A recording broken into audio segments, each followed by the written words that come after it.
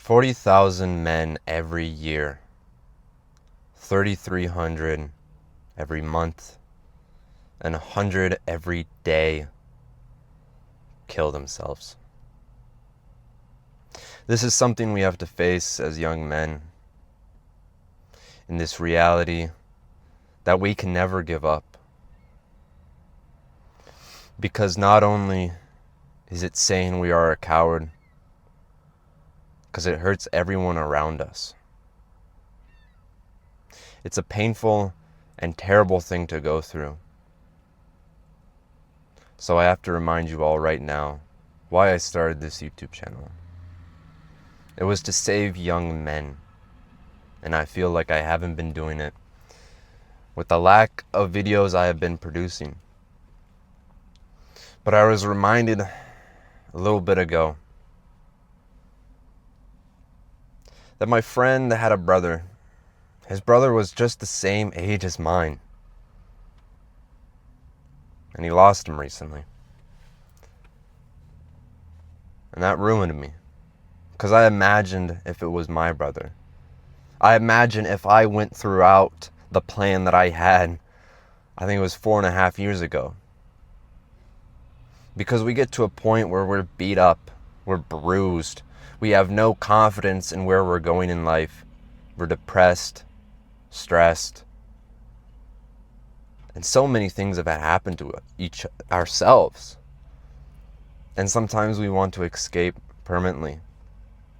It's a hard topic to go about. But I have to say to you, if you are listening attentive, never give up.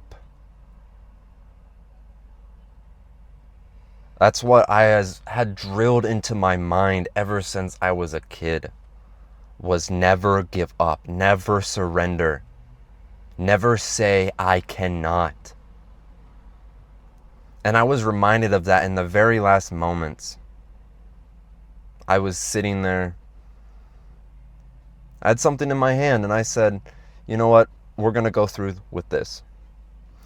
And a split second before I said, you know, let's give it 2 more weeks. And that's all it ever takes, is 2 more weeks, and you can change. And you know what happened after those 2 more weeks of doing everything I could to try to save myself? It was the happiest moment of my life. The next 6 months were filled with so much joy and reason. And I looked back and I said, God damn it, I am so happy I survived. Because how selfish is it to remove you from the other people you have? Because it's not fun. I've seen families teared apart, destroyed from it. And you're going to say that you want to do that to them? Go fuck yourself. It's the hard truth, but it needs to be spoke about. Because there is only one option in this eternal race that is life, this eternal struggle. I say fight. Because those that are not willing to fight, let them die. But give yourself 2 weeks. Not 2 weeks of continuously moving on in the same path that led you to that depression. But instead,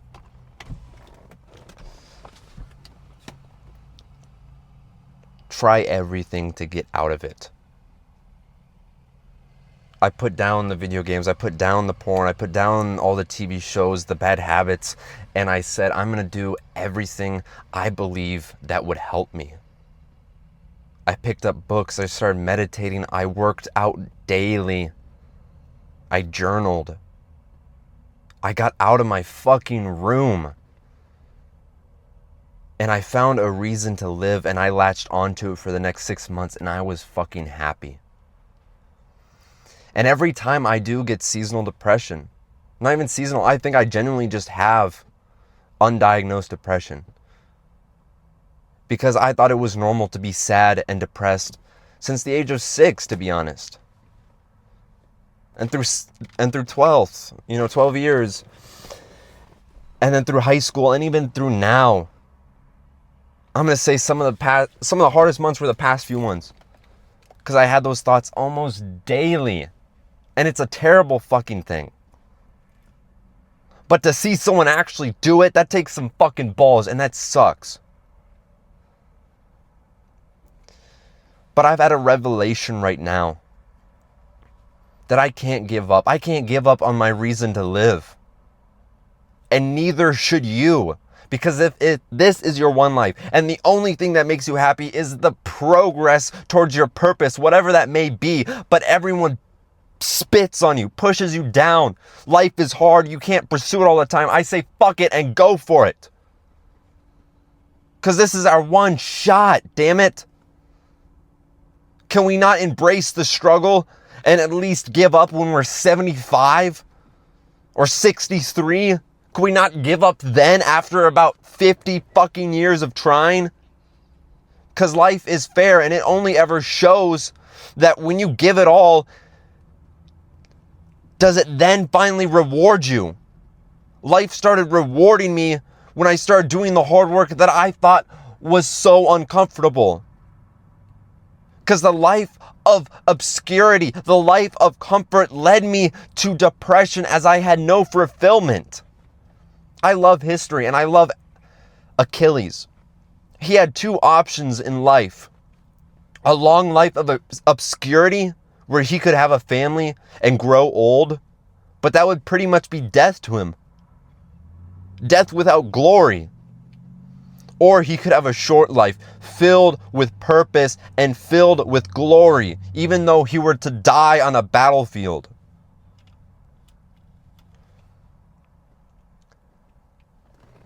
And I say that because we need thumos. We need a spirit inside of us. Depression is hard, and it's something that we face off and on. Like I said with myself, it's something I face almost too frequent that I have to snap myself out of it.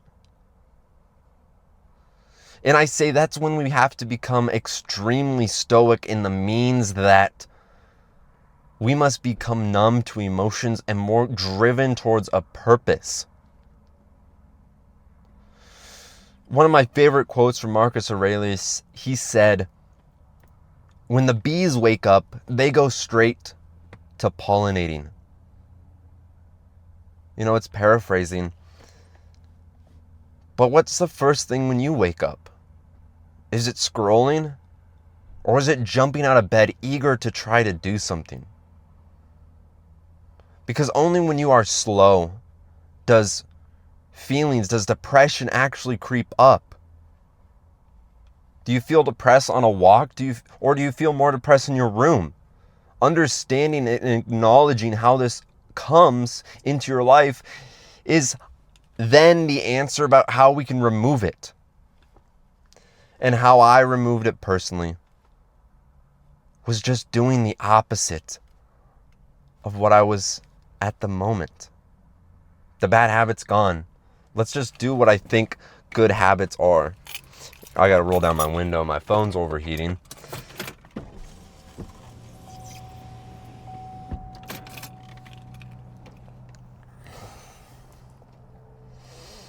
But one thing I want to say before I end this video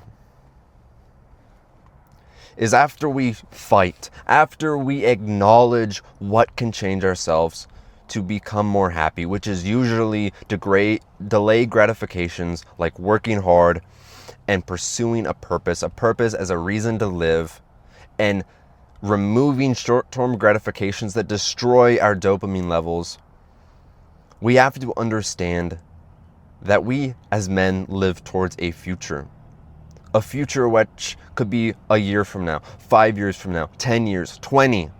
We set a vision, and then we understand that the trials and tribulations now do not matter. Because last quarter in college, it was intense. Way too much workload, way too much work. I was stressing. I felt like I just wanted to give up. But kind of in a funny way. After that quarter ended, spring break happened, I was fucking happy again. And then we realize these weathers of emotions come and they go.